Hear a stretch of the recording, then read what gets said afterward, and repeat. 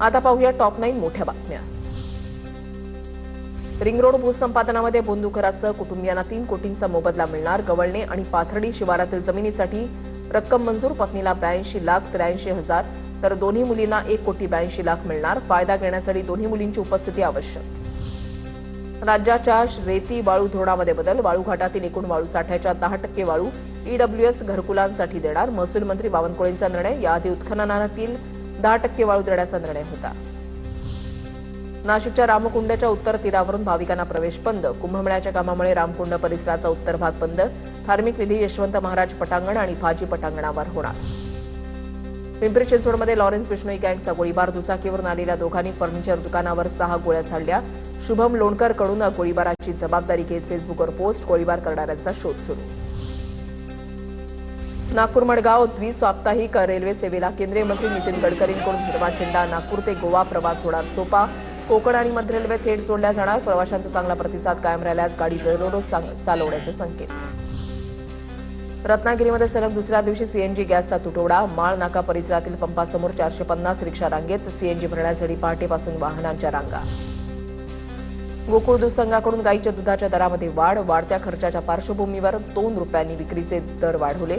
म्हशीचे दूध विक्री दरामध्ये मात्र कोणताही बदल नाही। नवीन दर 21 मे पासून लागू होणार। गडचिरोली पोलिसांकडून 8 माओवाद्यांना अटक। 2020 मधील फादेवाडा चकमकीमध्ये सहभागी झालेल्या माओवाद्यांना अटक।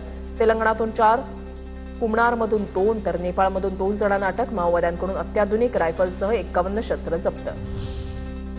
गडचिरोली जिल्ह्यामध्ये 5 माओवाद्यांचं आत्मसमर्पण। भामरागड आणि छत्तीसगड सीमावर्ती भागामध्ये होते सक्रिय। 5 माओवाद्यांवर 38 लाख रुपयांचं बक्षीस होतं। धरणं आणि तलावांमधला पाणी साठा हा आटलेला आहे। पाहुयात त्या संदर्भातल्या टॉप 9 बातम्या। राधानगरी धरणाच्या पाणी पातळीमध्ये यंदा मोठी घट। धरणामध्ये सध्या 32% इतकाच पाणीसाठा शिल्लक। भोगावती आणि पंचगंगेच्या पाण्यावर अवलंबून असलेल्या शेतीवर मोठा परिणाम। कोल्हापूर जिल्ह्यावर पाणी संकटाचा सावट। काळमवाडी धरणामध्ये सध्या फक्त 4.5 टीएमसी पाणीसाठा शिल्लक। यापुढे धरणातील 3 टीएमसी पाणीसाठाच वापरता येणार। करमाळा तालुक्यामधल्या मांगी तलावात 36% पाणीसाठा शिल्लक। मागच्या वर्षी मांगी तलावामध्ये होता 40% पाणीसाठा। डाव्या कालव्यातून पर सेकंद 900 लिटरनं मांगी तलावातून विसर्ग सुरू।